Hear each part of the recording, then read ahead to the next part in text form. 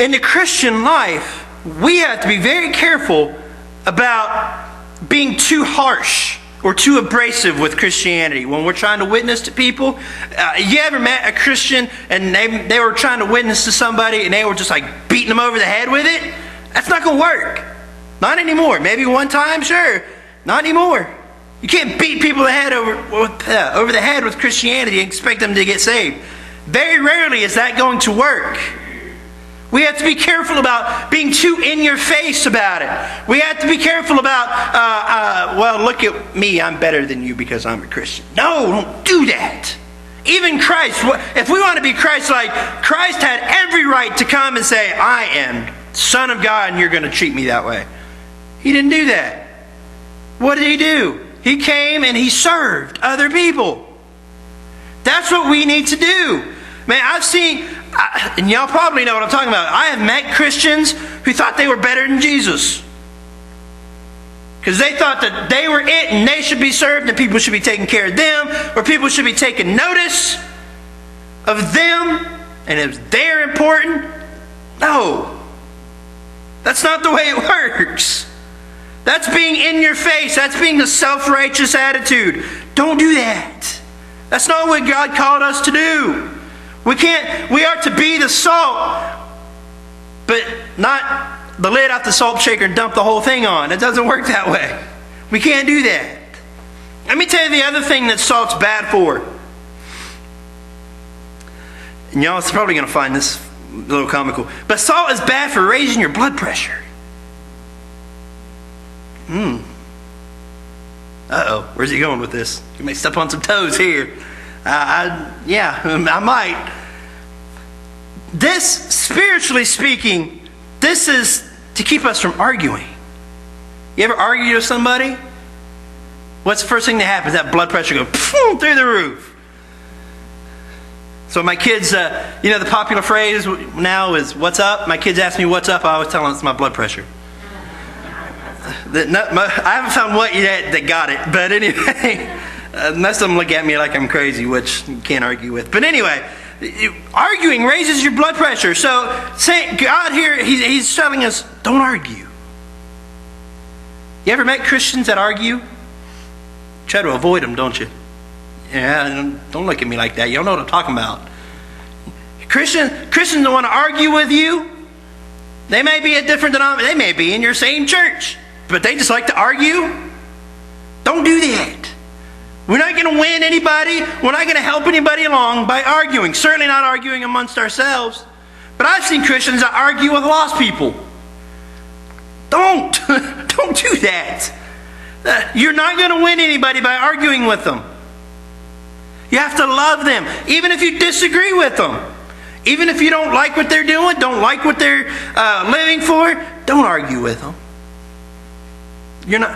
How many times do we read about in God's Word that Jesus argued with anybody? Never.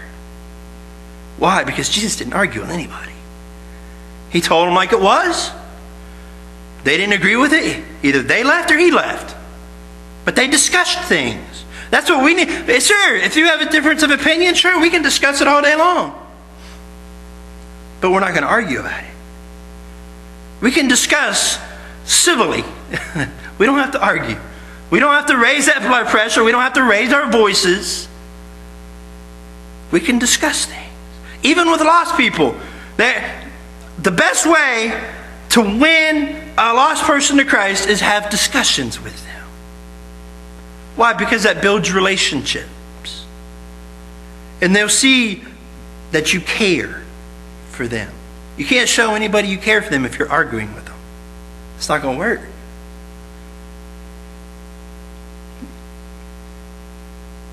You have to discuss, share, listen to what they have to say.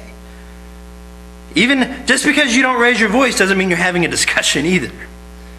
As if you're doing all the talking and they're not discussing. It's a one-sided discussions aren't discussions.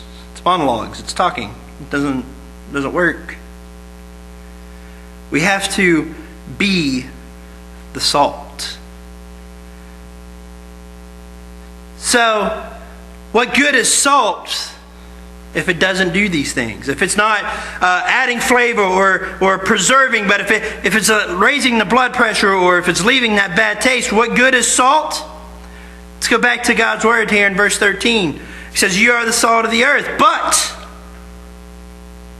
if the salt have lost his savor, wherewith shall it be salted? And meaning, if salt's not doing what it's supposed to do, what good is it? Is what Jesus is telling his people there. It is thenceforth good for nothing, but to be cast out and be trodden under foot of men. In other words, if you're not doing what you're supposed to be doing, you're not worth anything and you're going to be thrown out with the garbage. That's plain, that's blunt, but that's God's word. We have to be what we're supposed to be. We have to be what we say we're being.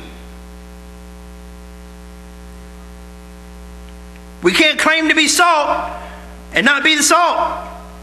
We can't claim to be the light like the next verse talks about and not be the light. We can't do that. We shouldn't do that.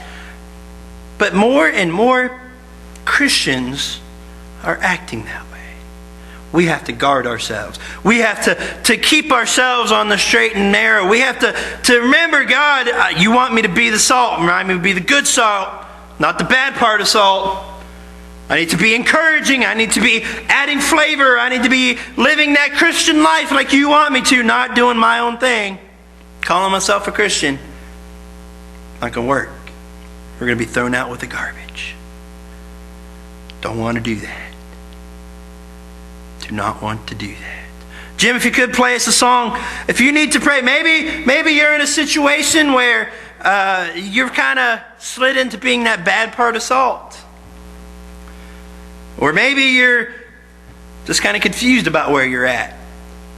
Maybe you're not sure what's going on. But maybe you haven't been being the salt like you need to be. And you need to pray. Come talk to the one who makes us the salt.